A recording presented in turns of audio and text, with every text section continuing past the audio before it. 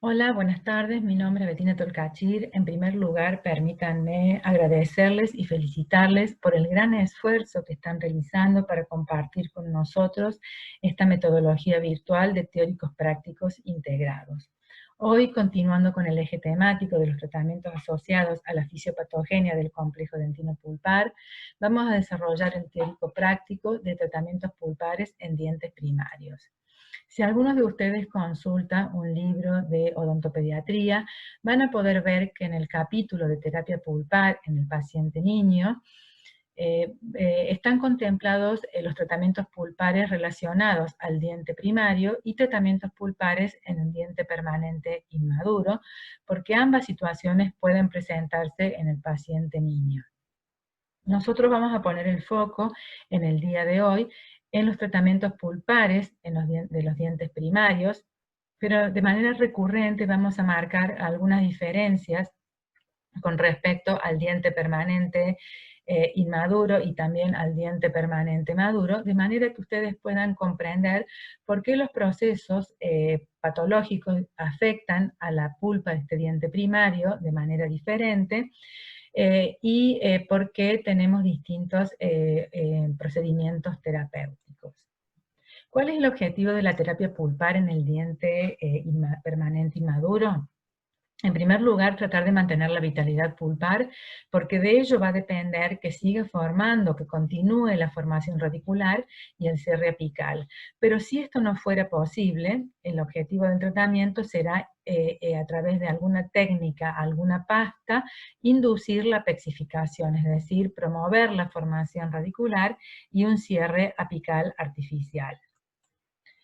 En el diente primario el objetivo, si bien es muy importante mantener la vitalidad pulpar, cuando esto no es posible, el objetivo es mantener al elemento dentario saludable y asintomático hasta su normal exfoliación.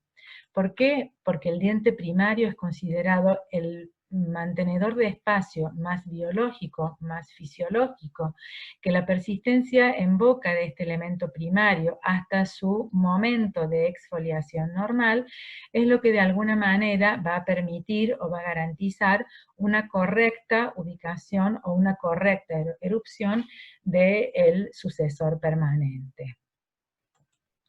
Existen ciertas características anatómicas en los dientes primarios que los hacen diferentes de los dientes permanentes,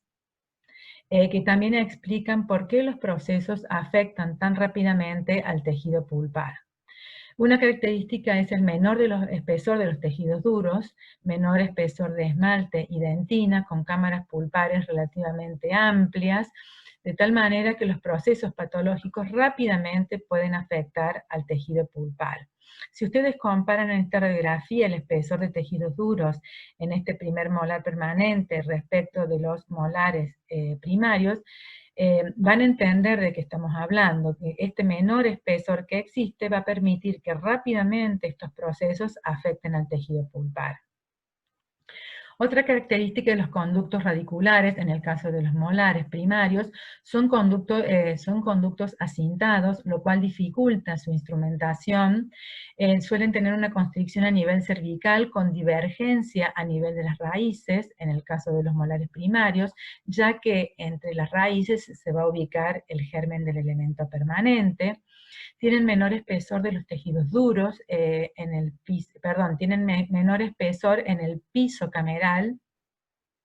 y no solamente es menor el espesor del piso cameral, sino que además presenta conductos accesorios, de tal manera que cuando un proceso infeccioso afecta al tejido pulpar en la cámara, rápidamente las bacterias o las toxinas bacterianas son capaces de atravesar ese piso pulpar que es poroso y que es delgado, y entonces los procesos infecciosos ustedes van a encontrar que se manifiestan en la zona interradicular en lugar de nivel periapical, como están acostumbrados a ver en un elemento permanente.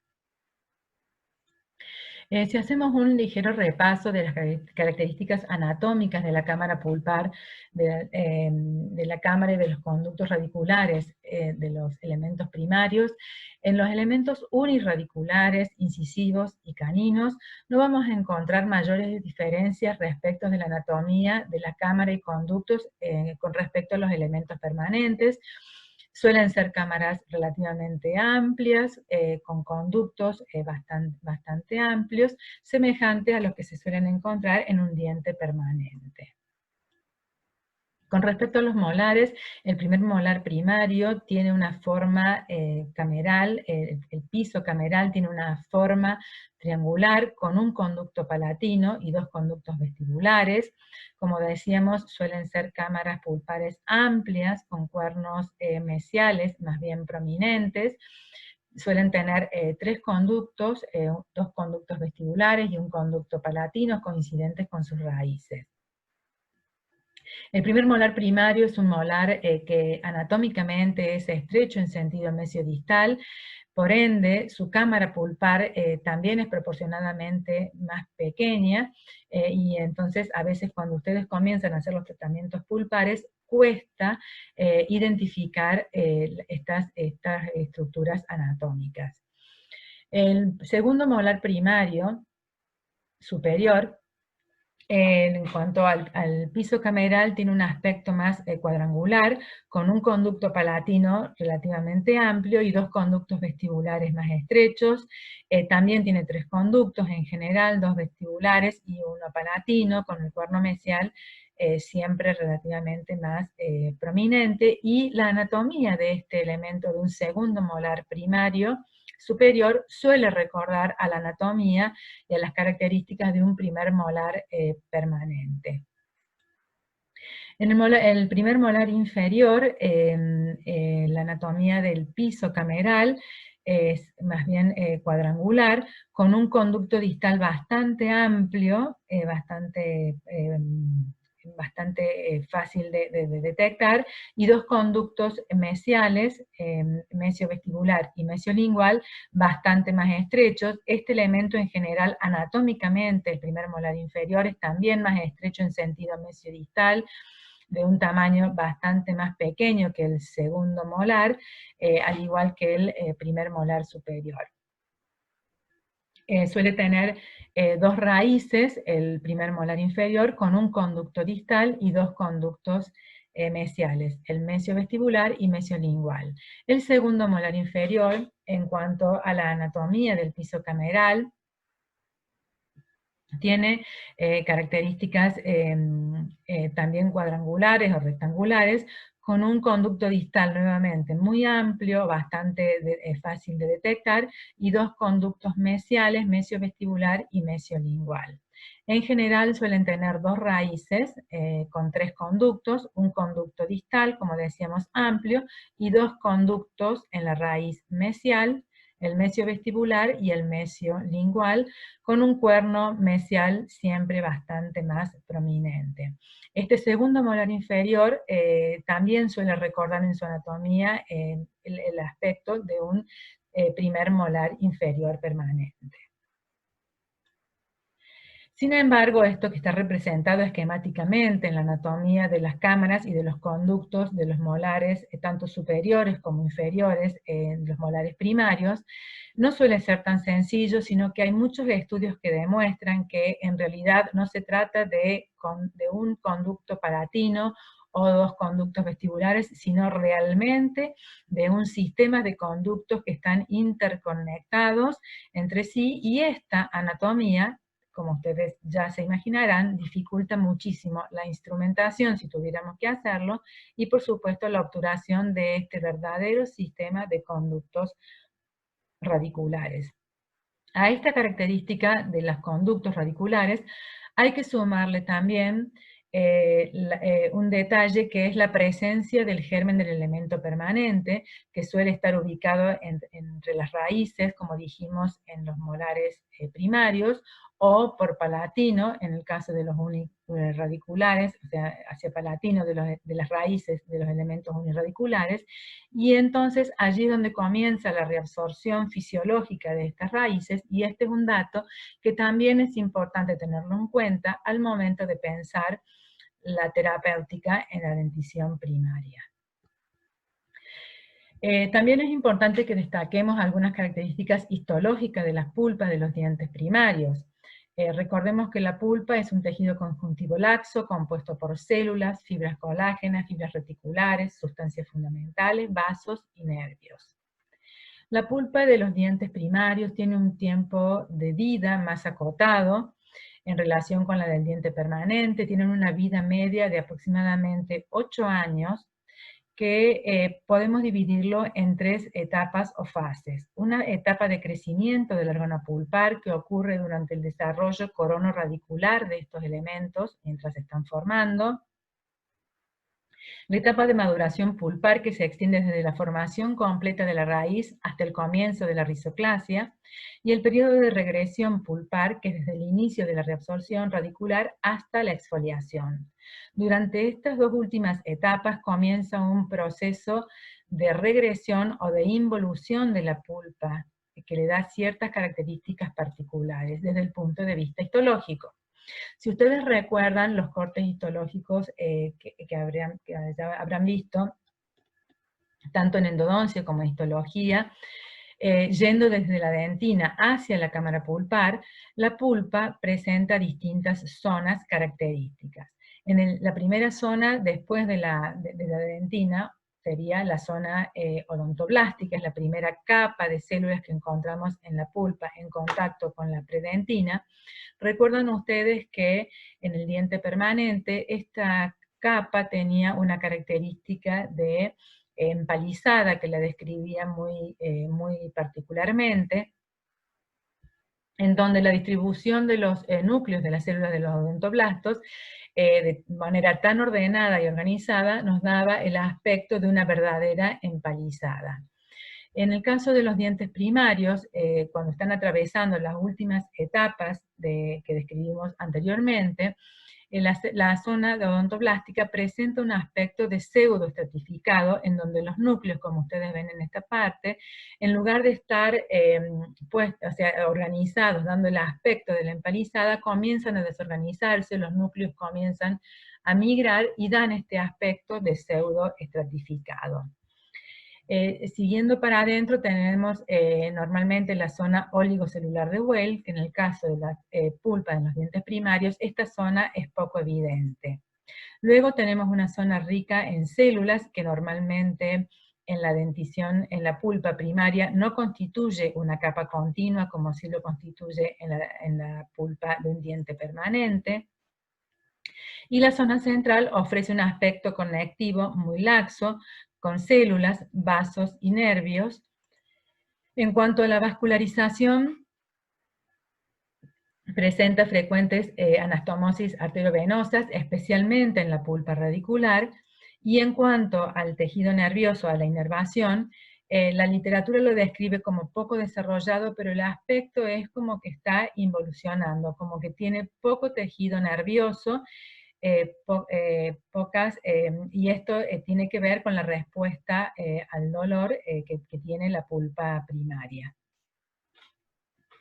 De tal manera que en conclusión podemos decir que el ciclo biológico del diente primario es más corto, es más acelerado, y por esta razón se produce un envejecimiento del tejido pulpar. Este envejecimiento se manifiesta con menos cantidad de células y más cantidad de fibras en la pulpa, en la zona de la pulpa central. Y esto va a repercutir directamente en la capacidad de reacción y reparación de este tejido. Este es un concepto que es importante que lo conozcamos y que lo recordemos, porque así vamos a poder entender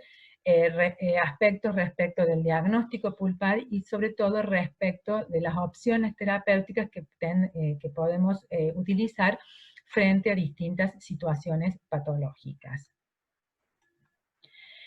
La pulpa de los dientes primarios puede ser afectada por distintas causas. La más común es la microbiana,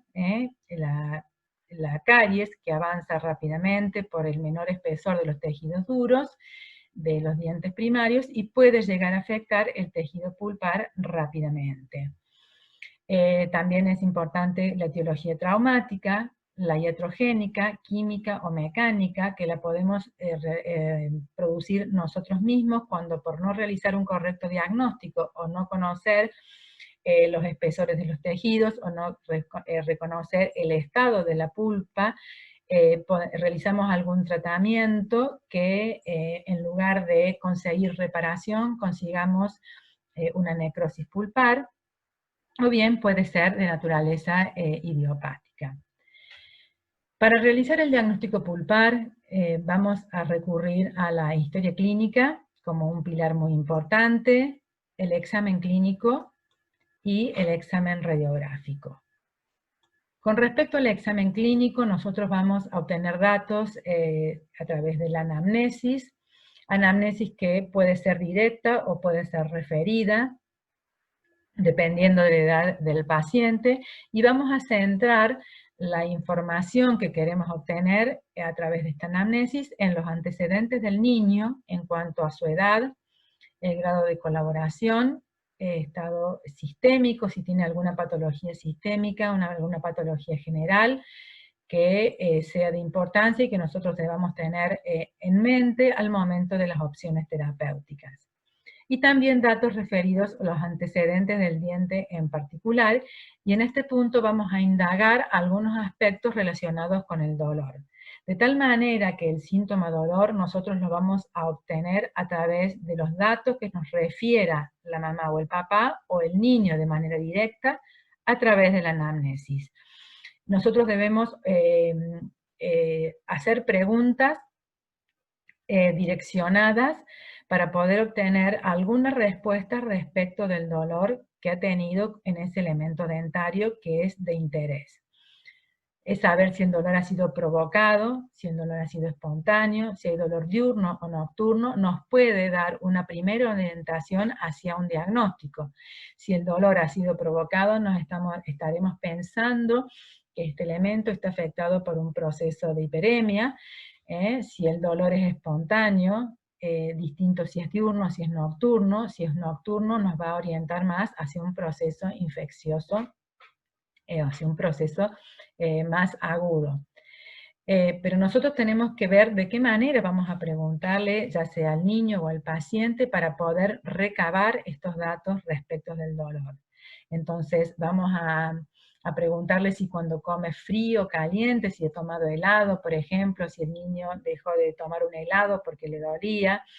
si alguna comida caliente, algo dulce ha provocado dolor, y poder diferenciar si el dolor es provocado por el estímulo frío, calor, dulce, que nos estaría hablando de una hiperemia, o si duele cuando mastica, que puede tener más relación también con una impactación en una cavidad del alimento, y esto también da otro tipo de dolor, pero que no es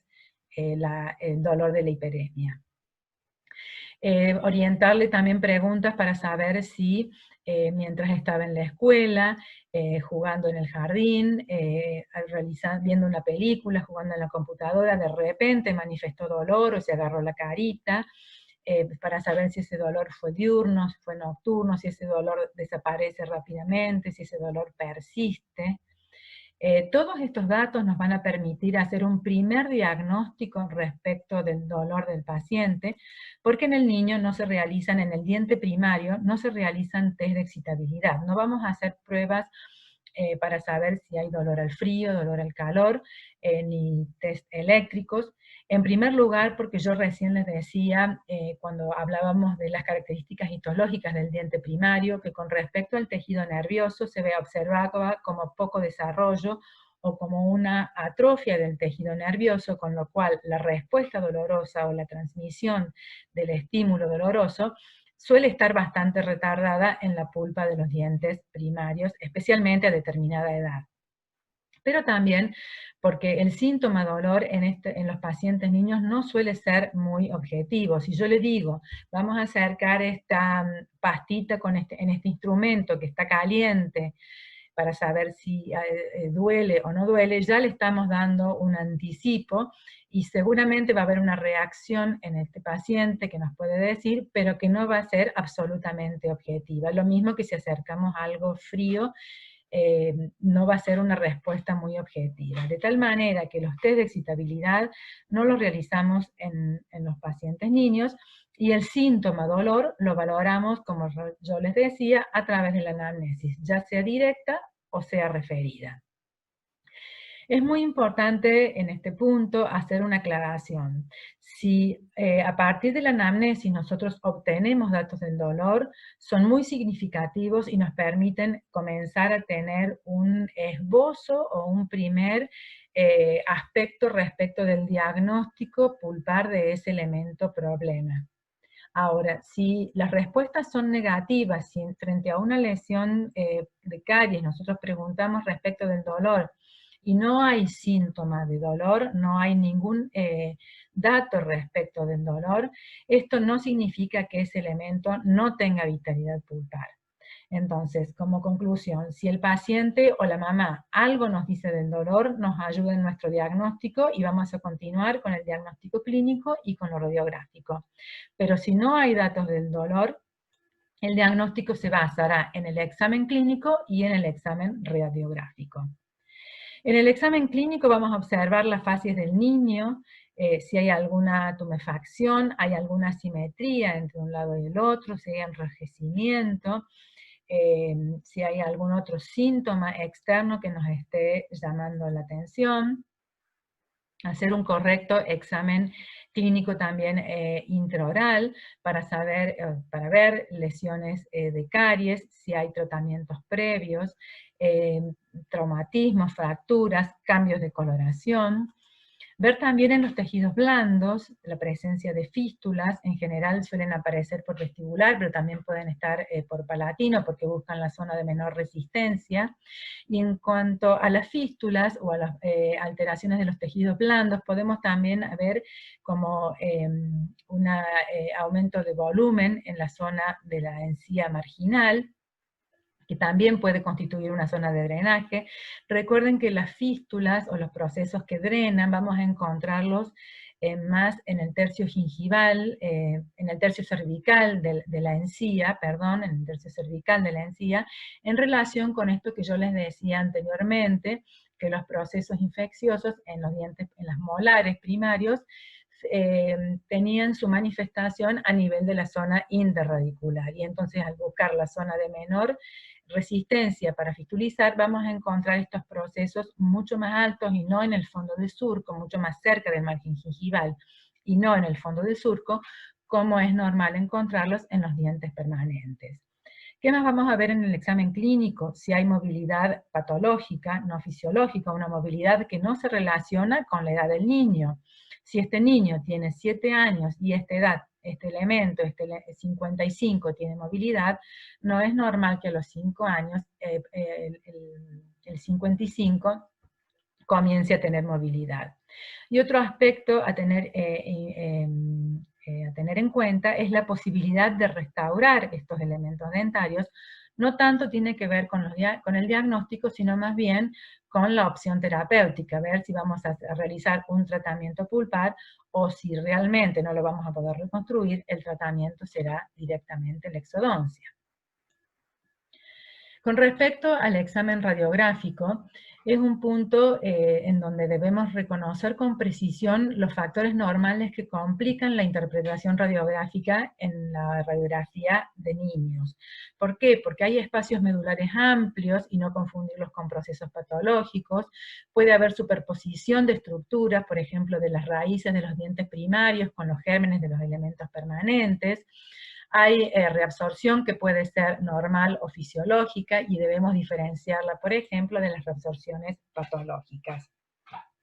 Vean, por ejemplo, en estas radiografías superiores en la zona de los molares, que es donde más dificultad tenemos para hacer una correcta interpretación, porque suele haber mucha superposición entre las raíces y las cúspides de los elementos permanentes. Entonces aquí se nos va a dificultar ver en la zona interradicular, hay que ir desarrollando un ojo clínico, radiográfico, ver muchas radiografías para poder ir notando qué es normal y qué es patológico. Siempre es mejor con magnificación y tratar de ir siguiendo la continuidad de la raíz. Esta sería la raíz mesiovestibular, la raíz palatina se superpone con las cúspides del premolar, y aquí tendríamos la raíz distovestibular, tratar de ver la continuidad del ligamento periodontal, para poder definir si las estructuras son normales o hay alguna patología ya manifiesta en la radiografía. En esta radiografía pueden ver en el sector anterior cómo se ve superpuesta la raíz. Acá no hay reabsorción todavía, y están superpuestas el ápice radicular y el último tercio radicular con las coronas de los elementos permanentes. Esto es lo que decíamos de los espacios medulares amplios que hay en el tejido óseo y que no debe confundirse con procesos patológicos. Con respecto al examen radiográfico para el diagnóstico pulpar, ¿qué vamos a observar? Vamos a observar las lesiones de caries, la profundidad, la magnitud de las lesiones de caries, la proximidad de las mismas con la cámara pulpar y qué reacción ha tenido el tejido pulpar frente a estas noxas. En este caso, por ejemplo, tal vez ha sido un proceso más lento en donde la pulpa algún mecanismo de defensa ha desarrollado porque la pulpa cameral se ha deformado, se ha retraído. Vamos a ver también si hay tratamientos pulpares previos, si hay cambios pulpares degenerativos, ver la zona del ligamento periodontal, que haya continuidad del ligamento en cuanto al espesor y a las corticales, las zonas interradiculares, poder ver la continuidad de la cortical, ver si hay zonas radiolúcidas a nivel interradicular, en el caso de los molares, ver la presencia del germen, la continuidad de la cortical de la canastilla ósea, y el trabeculado a nivel interradicular, si es normal o si hay algún tipo de alteración. Vamos a ver entonces algunas radiografías. Por ejemplo, en esta primera radiografía podemos ver la ausencia, la genesia del elemento permanente. Este es un segundo molar primario, que con la genesia del elemento permanente, y vean cómo la cámara ha ido reduciendo su tamaño a expensas del tejido pulpar. Pero podemos ver un correcto trabeculado, las raíces están intactas, sin signos de reabsorción. En esta otra radiografía, aquí sí vemos la presencia del germen, pero en el elemento, en el segundo molar temporario, vemos como también hay una deformación de la cámara pulpar como un mecanismo de defensa a un proceso patológico, con un buen trabeculado en la zona interradicular. Las raíces están completas, aún no ha comenzado la reabsorción fisiológica, tenemos la canastilla ósea del germen de manera correcta y continua. Aquí ya vemos en esta imagen de otro segundo molar primario cómo este proceso de caries, tal vez con alguna restauración deficiente o que fracasó en el tiempo, avanzó rápidamente hacia una cámara pulpar que no pudo tener ningún mecanismo de defensa. La cámara se la ve como amplia, con los cuernos amplios, sin la más mínima mecanismo de defensa ni de deformación de la cámara pulpar. Este proceso que afectó el tejido pulpar, no solamente afectó este tejido pulpar, sino a través de este piso cameral que decíamos que era delgado y que era poroso, con múltiples conductillos secundarios, afectó ya también la zona interradicular. Vemos el ensanchamiento de todo el ligamento periodontal en esta zona y la zona radiolúcida en el espacio interradicular. Y acá abajito se alcanza a ver la canastilla ósea del germen, que no está afectado, y una partecita mínima del germen. Diferenciar también, por ejemplo, en el caso de esta radiografía, si esta reabsorción es fisiológica o es patológica, su relación con la canastilla ósea del germen, esta reabsorción en forma de sacabocado, en donde ya nos habla de un proceso patológico que afectó la canastilla ósea del incisivo permanente. Otra imagen de reabsorciones patológicas posterior a algún tratamiento o algún tratamiento que de alguna manera fracasó y que produce la reabsorción patológica de estas raíces con la pérdida de la canastilla ósea o la afectación de la canastilla ósea del germen del permanente, que pierde el hueso de soporte a este nivel, y entonces el germen del permanente comienza a ascender como en un movimiento eruptivo en una etapa en donde todavía no debería erupcionar. Y otra patología que es una reabsorción dentinaria interna, en donde la pulpa, en lugar de defenderse con un mecanismo reparativo, desarrolla esta patología que es una reabsorción dentinaria interna y que afecta también a la canastilla ósea del germen del permanente, este proceso patológico presente en este molar primario. Bueno, a modo de síntesis diagnóstico para terminar este bloque en el teórico práctico de tratamientos pulpares, vamos a tratar de pensar cómo realizaríamos el diagnóstico en determinadas situaciones que se nos pueden presentar. Supongamos que este paciente viene a la consulta, es un paciente de aproximadamente unos 7 años, presenta a la inspección clínica, vemos estas lesiones de caries. Si nosotros indagamos en la anamnesis acerca de la historia del dolor de estos elementos, y la mamá nos dice que nunca ha tenido sensibilidad, que tiene esas caries, pero nunca se quejó de dolor, entonces no tenemos elementos diagnósticos desde la anamnesis para poder evaluar la pulpa desde ese aspecto de la historia clínica. Entonces, lo primero que tenemos que hacer es observar clínicamente. Vamos a ver estas lesiones cavitadas, son lesiones de tipo C3 según la clasificación de Pitts. Hay compromiso amelodentinario tanto en el 64 como en el elemento 65. Lo segundo que tenemos que observar es a nivel de los tejidos gingivales, si vemos algún tipo de inflamación gingival, de fístula, de cicatrizal de fístula, algún agrandamiento que nos esté diciendo que esto está drenando por ese sector, y vemos que esta no es la situación de este paciente, de tal manera que en base a la clínica podríamos decir que lo que hasta acá vemos es que se trata de una pulpa vital, porque no hay ningún tipo de fístula a nivel de los tejidos blandos. Pero quien me va a definir el diagnóstico es la radiografía. Yo voy a tomar la radiografía periapical y ahí sí voy a poder ver, inspeccionar la zona interradicular, la relación de la caries con la cámara. En primer lugar voy a observar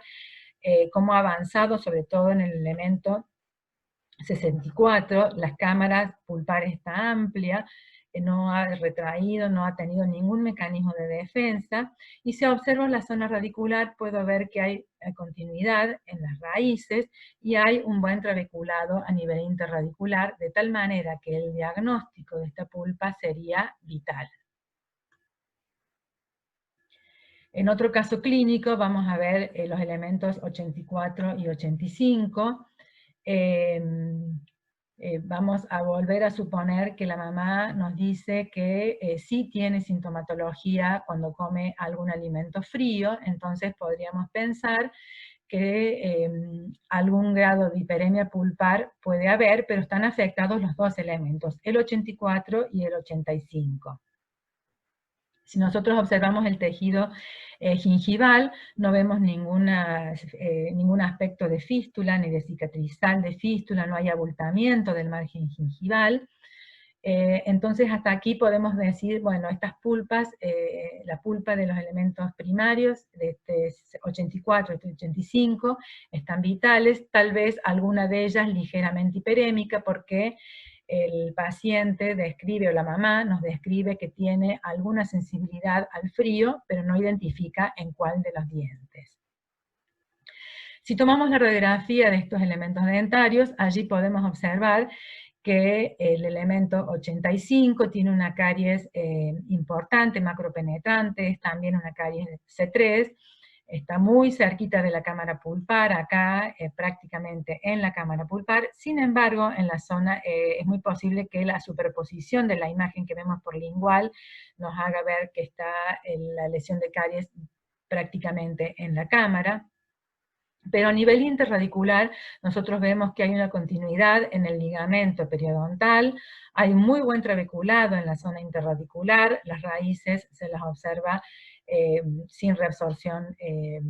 patológica, con una canastilla ósea integrada, de tal manera que podríamos decir que este elemento está vital. No así en el elemento 84, en donde vemos que si bien la caries, perdón, es una caries de tipo C3, bastante grande, y aquí parecería que hubiera algún tejido de defensa, en la zona interradicular podemos ver que hay una interrupción en el ligamento periodontal, en la cortical, y hay una zona radiolúcida confinada en ese sector de la zona interradicular,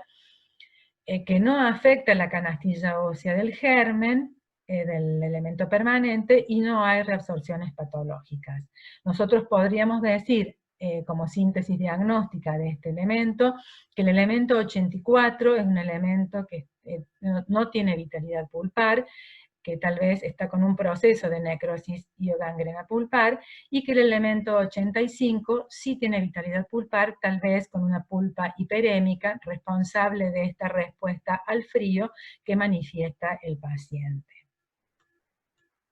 Veamos otro caso clínico. Esta situación clínica en donde también evaluamos el 84 y el 85 con un gran proceso de caries. Posiblemente la mamá pueda contarnos que tal vez este paciente tuvo algún episodio de dolor. Si le preguntamos, tal vez ella recuerde que hace 15 días, 20 días tuvo un episodio de dolor, una noche se quejó de dolor, por ejemplo, a lo mejor le dio algún paracetamol, ibuprofeno, pero no volvió a repetirse el episodio de dolor, y hoy tenemos esta manifestación. Aquí tenemos en el margen gingival, tenemos este abultamiento, que es una fístula. Muchas veces los procesos pulpares en los niños se suceden con mucha rapidez, a veces los padres no recuerdan estos episodios dolorosos porque han sido